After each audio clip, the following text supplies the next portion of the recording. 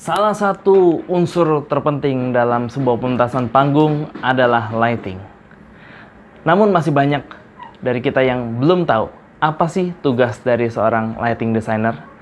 Dan hari ini kita sangat beruntung, kita bisa belajar dari satu orang yang sangat luar biasa. Inilah dia, Bro Mika. Halo semuanya, selamat datang di Ruang VVIP, Ruang Karya Tanpa Batas.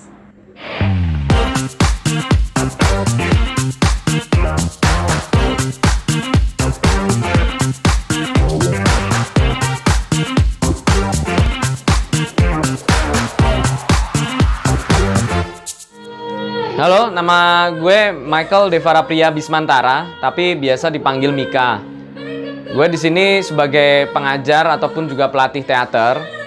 Tapi di sisi lain, gue juga freelance khususnya untuk bidang entertain ya. Jadi bisa jadi director, juga stage manager, scenographer, dan juga bidang-bidang lain seperti lighting designer ataupun juga hal-hal yang menyangkut event organizer ya, karena gue memang menguasai bidang performing arts atau seni pertunjukan. Kalau khusus bidang lighting itu gue memang dari zaman kuliah itu udah suka belajar lighting ya, terutama kalau di kampus itu kan fasilitas lighting itu kita bisa pakai semaksimal mungkin untuk explore. Nah, jadi kenapa kok lighting itu bikin gua tertarik? Nah, pertama kaitannya dengan lighting itu sendiri sangat minim ya yang bisa menguasai. Meskipun juga di dalam mata kuliah itu juga ada, tapi orang-orang yang bisa menggunakan lighting ataupun juga penataan cahaya itu sangat sedikit. Nah, sedangkan gue sendiri waktu di kampus itu punya alat yang memang bisa dipakai dalam mempelajari lighting, mulai dari jenis-jenis lightingnya, kemudian juga equipment untuk mixernya ya, atau dimmer di dalam penggunaan lighting itu semuanya lengkap. Dan akhirnya di situ gue bisa belajar dan dimulai dengan berguru ya, melalui senior gitu ya. Jadi senior lighting itu sangat terbatas orangnya ya. Jadi ada dulu itu ada dosen gua tuh Mas Sony namanya. Nama Sony itu dia memang menguasai ya bidang lighting. Kemudian juga ada Mas Is, itu juga menguasai lighting. Nah, kalau dari kakak kelas sendiri ya, itu ada Doni Birkut. Kemudian juga ada ya, Irwan Setiadi atau Derai. Nah, jadi dari situ kita akhirnya punya mentor-mentor yang kita bisa belajar lighting itu sendiri. Nah, kemudian di sisi lain, lighting ini menurut gue khususnya untuk lighting teater ya, itu kita benar-benar harus bisa dapetin roh pertunjukannya. Nah, ini yang membuat menarik ketika kita belajar lighting dan sampai akhirnya itu bisa menjadi profesi gitu, karena dengan kita menguasai lighting, dengan kita bisa menggunakan itu dalam teater khususnya, dan juga ternyata dibutuhkan oleh berbagai macam seni pertunjukan, akhirnya itu yang membuat gue sampai sekarang itu sangat mencintai lighting. Kalau kita bicara tugas dari lightman ya, atau itu juga bisa dibilang mulai dari lighting designer. Lighting designer itu berarti kita harus mempunyai desain atau konsep dari suatu pertunjukan. Nah, jadi pertama itu ketika kita membaca naskah. Nah, ini yang kaitannya dengan kita bisa tahu apa yang ingin disampaikan di dalam naskah, adegan demi adegan. Itu kita harus mempunyai tujuan yang jelas dalam setiap pengadeganannya atau scene by scene-nya. Jadi ketika misalkan adegan itu menggambarkan situasi yang mencekam, nah maka di situ kita akan memberikan gambaran situasi yang seperti apa. Nah, maka seorang lighting designer akhirnya itu akan memutuskan jenis-jenis lampu apa saja yang akan dipakai. Nah, jadi dari sini ketika dia sudah menguasai lampu ataupun juga jenis-jenisnya, itu otomatis kita akan tahu penggunaannya. Nah, baru kemudian yang kedua, setelah kita membuat konsep, itu kita juga harus menuangkan di dalam light plot, terutama ketika kita bicara penggunaan lighting di dalam panggung proscenium ya. Panggung proscenium tuh yang seperti kita pakai di sini di Gedung Kesenian Jakarta. Otomatis kita harus tahu light plotnya ya. Jadi penempatan lampunya dari setiap batten yang kita pakai. Nah, sehingga kita akan tahu jatuhnya cahaya seperti apa, kemudian kita akan menggunakan efek yang seperti apa. Itu yang kedua. Jadi kita membuat light plotnya. Dan yang ketiga, itu kita harus bisa mengoperasikan lampu-lampu yang sudah kita desain dan kita tempatkan pada posisinya sesuai dengan kebutuhan adegan. Nah, artinya ketika kita menjadi lighting operator, nah itu berarti kita harus tahu yang namanya cue ya. Cue itu adalah aba-aba atau pertanda dalam setiap adegan. Nah, maka kita butuhkan catatan-catatan. Nah, ini kebetulan di sini kan kita sedang ada pentas nih. Nah, jadi seperti ini nih. Paling tidak si lighting designer itu akan punya coret-coretan seperti ini dari naskah, kemudian dituangkan di dalam cue yang nantinya akan masuk ke dalam mixer yang kita pakai gitu. Jadi di mixer ini ada tanda-tanda sehingga nanti kita akan tahu cue go-nya seperti apa ketika pertunjukan itu berlangsung. Nah, kemudian yang keempat, ketika kita mengoperasikan lighting ini dari berbagai catatan itu, utamanya adalah feel yang kita pakai. Jadi meskipun ini semua adalah alat, ini semua boleh dibilang equipment gitu ya, mesin, tetapi dalam penggunaan ini kita tetap membutuhkan feel ya. Jadi ketika lightingnya itu harus fade in, nah itu berarti kita harus menyesuaikan dengan kondisi adegan yang berlangsung di atas panggung. Fade in-nya seperti apa, apakah itu smooth atau itu harus cepat. Nah, kemudian juga kita harus membuat yang namanya record ataupun program ya. Jadi di sini kita bisa record semuanya, kita program sesuai dengan kebutuhan. Kayak misalkan ada kebutuhan-kebutuhan untuk chaser. Nah, chaser itu berarti pergantian-pergantian warna ya, coloring yang memang itu dibutuhkan dalam adegan. Misalkan adegannya itu adalah adegan dance ataupun juga adegan-adegan yang membutuhkan perubahan warna. Nah, itu kita juga harus atur speednya seperti apa. Nah, sehingga semuanya ini ketika kita udah kuasai, maka yang terakhir itu adalah bagaimana kita bisa menjalankan ini sesuai dengan pertunjukan, di mana seorang lightman ataupun juga light operator itu harus fokus di dalam menjalankan pertunjukan. Karena bayangin, ini berbagai macam cue ada di sini, kita salah aja naikin itu otomatis akan fatal.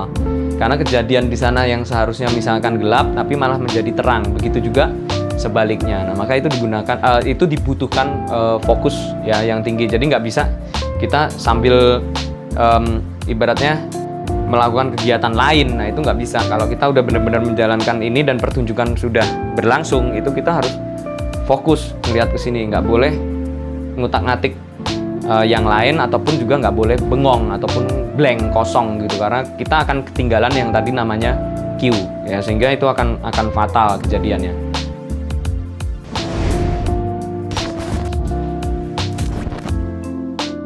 Oke, nah sekarang ini kita akan coba simulasiin ya, ketika kita melakukan light plot yang tadi sempat gue jelasin terkait dengan desain ataupun konsep penempatan lampu sesuai dengan kebutuhannya.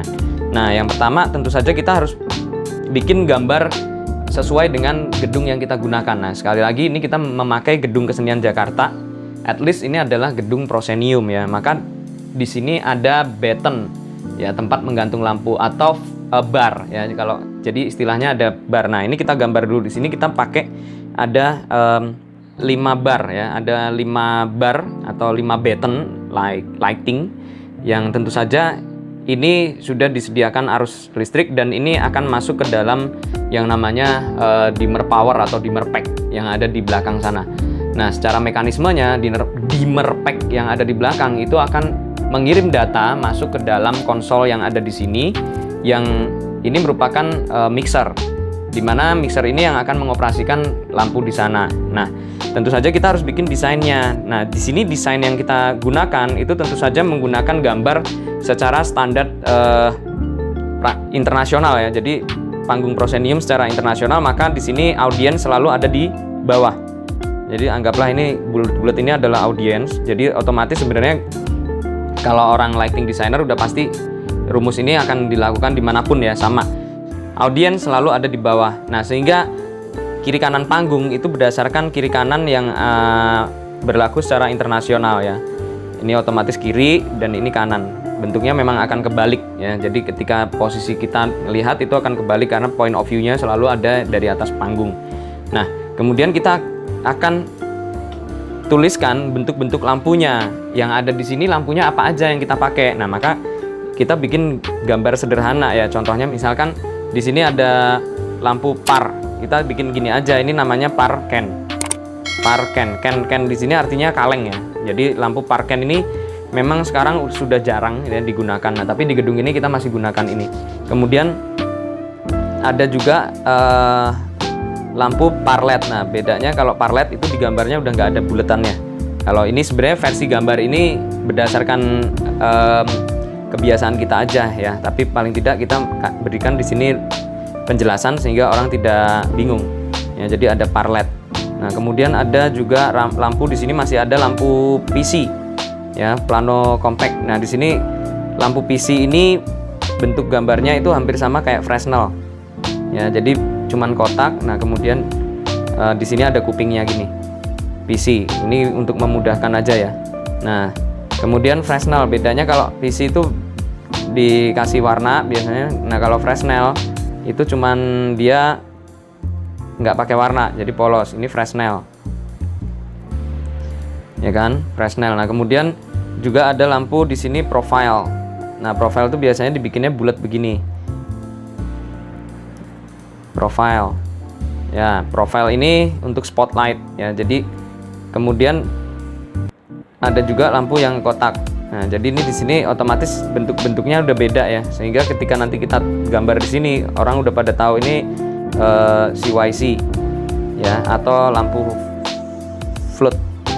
Nah, ini lampunya sifatnya cahayanya rata, ini datar. Ini lampu yang ada di sini. Kemudian ketika kita membuat desain, kita akan menyesuaikan dengan kebutuhan yang ada di adegan. Nah, contohnya yang pasti pertama kita harus bikin adalah lampu wash ya. Lampu wash ini artinya ini fungsinya untuk mendapatkan cahaya muka, wajah ya. Jadi wajahnya itu jelas. Kita taruh dulu washnya. Lampu wash itu menggunakan lampu Fresnel ya. Jadi kita taruh Fresnelnya kalau misalkan dengan panjang panggung 10 meter ya seperti sekarang ini. Nah, maka kita harus tahu jatuh cahayanya. Berarti kita membutuhkan setidak-tidaknya 4 lampu Fresnel. Nah, maka kita gambar di sini ada 4. Ya kan? Kita gambar 4. Kita harus ambil kira-kira senternya ya. Jadi anggaplah ini senternya di sini. Nah, maka kita harus bagi itu rata. Kemudian kita harus tahu lebar panggung, artinya kedalaman panggungnya yang kita pakai itu sampai beten berapa. Nah, misalkan di sini anggaplah kita pakainya paling mentok hanya di beten 3, ya kan. Nah, jadi di sini misalkan posisi ada backdrop di tengah-tengah sini, kita kasih garis titik-titik. Nah, maka kita bikin dulu washnya ada 4 lagi, dan ini dikali dengan jumlah betennya. Jadi ada, kita pakai 3 beten. Nah, maka di sini ini wash. Ini buat dapetin mukanya ya, agar mukanya itu bisa terang. Nah, di sisi lain, kalau di Gedung Kesenian Jakarta ini, beten ini akan mengcover bagian dalam panggung, tidak masuk ke bagian apron. Nah, sedangkan kalau di apron panggung itu juga biasanya kita ada adegan yang kita menggunakan apron. Nah, maka di sini disediakan lampu dari ceiling ya, berarti lampu yang dari atas ya, dari ceiling itu ada di sini. Sebetulnya ada 3 bar ya di ceiling. Nah, cuman lampunya sudah sangat terbatas dan di sini hanya tinggal sisa 3 lampu yang aktif. Itu pun lampu yang kita pakai adalah lampu profile ya. Jadi daya tembaknya lebih tajam. Lampu profile di sini itu, tapi ini permanen ya, yang ada di ceiling itu nggak bisa diganti-ganti. Ini posisi naiknya ke ceiling ini pun juga ribet ya, jadi dari atas gedung. Nah, ini seperti ini. Pertama kita wash, nah kemudian kalau kita gambar lama, panjang ya, lama. Nanti baru kita masukin ke coloring. Coloring itu masuknya ada di parken dan parlet ya. Itu nanti kita taruh juga plottingnya agar rata. Nah, ini kalau di GKJ parlet ini biar rata, kita pakai ada 12, jadi satu barnya itu kita butuh 6 lampu, karena kalau misalkan kita pakai kurang dari 6 lampu per bar otomatis nggak akan rata cahayanya. Nah, ini nanti kita plotting lagi parletnya di mana. Nah, kemudian kita juga harus penempatan yang namanya backlight ya kan. Jadi pencahayaan itu kalau di panggung itu harus rata konsepnya. Nah, maka kita harus mempelajari apa fungsi wash, kemudian apa fungsi backlight, apa fungsi side light. Nah, sehingga nanti kita akan tahu. Ini di sini juga sebenarnya ada side light ya di sini. Di sini side light.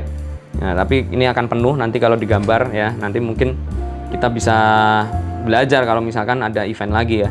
Nah, artinya ini di sini side light Gedung Kesenian Jakarta punya profile di side light ada sesuai dengan wingnya ya. Wing itu adalah kain yang ada di kiri kanan panggung. Nah, ya jadi di sini ada side light profile ya. Side light ini tujuannya untuk memberikan nuansa atau cahaya ketika aktor itu keluar masuk panggung ya. Jadi nggak gelap ya. Jadi itu ada seolah-olah suatu kedalaman panggung di mana berarti dalam perspektif panggung ini itu seolah-olah di sana itu masih ada tempat lain gitu loh. Jadi nggak tiba-tiba orang dari kegelapan muncul ke panggung. Nah, jadi itu merupakan seolah-olah sambungan atau bagian yang tidak terekspos di panggung ya. Jadi suatu tempat atau wilayah di luar panggung ini. Nah, ini secara sederhana ini, dan kemudian itu dituangkan di dalam, nah ini dia, di dalam software ini. Jadi seperti yang ini sepintas kita gambar ya, di sini ada wash. Nah, ini kita bikin nih wash. Nah, kemudian side. Nah, di sini ada side ya, side wings. Nah, di sini ada kiri kanan. Kemudian juga ada backlight.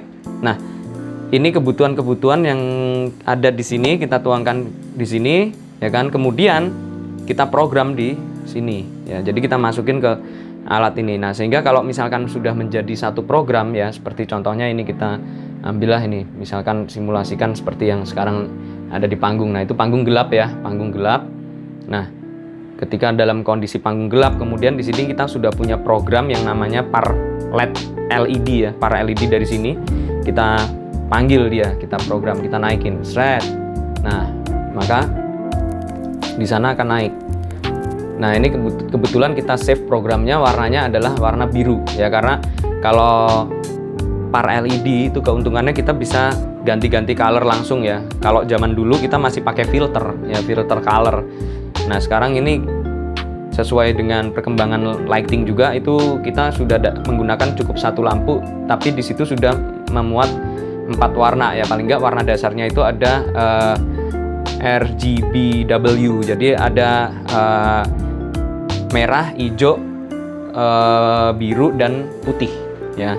Nah, baru itu nanti bisa di mix color juga. Nah, ini contohnya ya kan. Nah, kemudian seperti tadi ketika kita sudah bikin program dari side light, kemudian kita udah masukin ke sini panggung gelap, kita tinggal naikin side light yang sudah kita save, Nah, ini. Nah, maka ini adalah lampu samping ya. Lampu yang ditembak dari samping, dari side light. Ini nyala.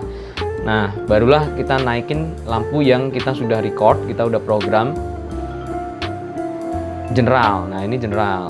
Nah, maka general ini juga colornya menyesuaikan dengan kebutuhan panggungnya ya. Ini adalah light general. Nah, selain itu juga lighting nggak hanya dari batten ini. Kalau di Gedung Kesenian Jakarta itu kita ada bagian yang ada di balkon ya, seperti yang dilihat dari samping-samping itu juga ada side balkon. Nah, itu juga kita ada lighting yang dipergunakan untuk contohnya area musik. Misalkan area musisi ada di loge ya, itu nama tempatnya kan loge di situ samping penonton.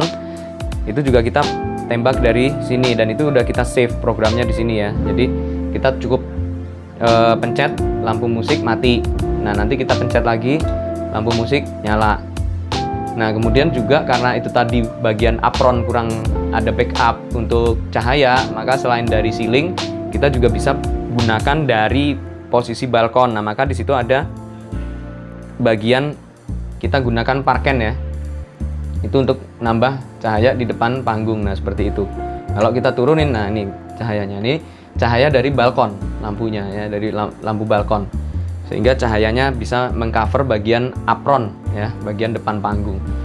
Nah, jadi kira-kira seperti itu. Ditambah juga ini adalah lampu audiens. Nah, lampu audiens, lampu penonton itu juga kita program di sini ya. Lampu penonton itu sudah kita program sendiri di sini sehingga kita bisa nyalakan lampu untuk ruangan auditorium ya, tempat penonton itu sesuai dengan kebutuhan kita. Intensitasnya pun kita bisa atur. Kalau redup ya kita tinggal turunin. Nah, di sini kita main fader ya. Ini namanya kan fader. Kita main fadernya di sini. Nah, kita bisa nyalakan sesuai dengan kebutuhan kita.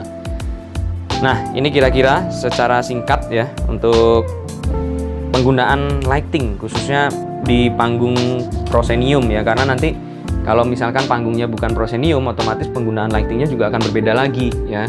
Karena menyesuaikan dengan kebutuhan adegan dan juga alat yang kita gunakan atau tadi ya jenis-jenis lighting yang kita akan pakai. Nah, kira-kira seperti itu.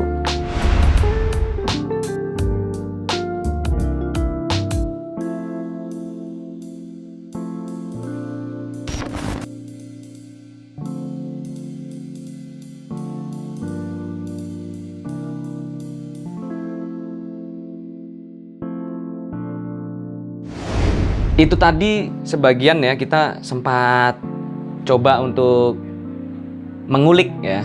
Kita mengulik lighting atau tata cahaya khususnya untuk panggung seni teater. Nah, buat teman-teman yang tertarik untuk belajar dalam menguasai lighting ya, pencahayaan pertunjukan khususnya teater, itu kalian setidak-tidaknya mempunyai hasrat ya atau keinginan untuk menerangi apa yang ingin disampaikan oleh pemain ataupun juga tokoh yang ada di panggung teater itu sendiri. Nah, karena itulah yang menjadi tujuan utamanya ya, karena di dalam lighting teater itu kita memang harus pakai feel ya, kita harus pakai rasa ketika kita menggunakan itu di dalam aplikasi ataupun juga peralatan lighting, maka itu kita bisa menyalurkan. Beda dengan ketika kita belajar lighting rumah ya, misalnya kita cuma mau nerangin rumah, nah itu otomatis akan berbeda, yang penting terang. Nah, ketika kalian udah punya rasa seperti itu, keinginan seperti itu, kalian lanjutin ya, kalian beranikan diri kalian untuk explore, untuk kalian lihat, yang pasti otomatis referensi ataupun kalian nonton ya, saksikan berbagai pertunjukan teater di situ, karena di situ kalian akan tahu jenis-jenis lighting, kalian akan bisa gunakan pencahayaan itu untuk menyampaikan pesan ya. Cahaya itu ternyata juga bisa menyampaikan pesan dan menguatkan makna yang ada di atas panggung. Jadi tidak hanya sekedar untuk menerangi saja, tapi juga memberikan makna. Nah, jadi kira-kira seperti itu teman-teman. Kalau kalian sudah merasakan seperti itu, nah berarti jiwa untuk menjadi lighting designer ataupun juga minimal lighting man ya, yang tadi disebutkan lighting man atau lighting operator atau apalah istilahnya itu kalian berarti sudah miliki. Nah, ketika kalian sudah miliki rasa itu, kalian udah miliki hasrat itu, lanjutkan sehingga kalian bisa menerangi panggung dan juga memberikan makna untuk setiap pertunjukan. Nah, kira-kira seperti itu. Nah, itu dia tadi. Kita sudah mempelajari beberapa banyak tentang lighting designer. Semoga video ini bermanfaat dan berguna buat teman-teman yang ingin mencoba menjadi seorang lighting designer. Like, komen, dan share video ini agar semakin banyak lagi teman-teman yang bisa berkarya tanpa batas. Dan ingat subscribe channel ini. Thank you.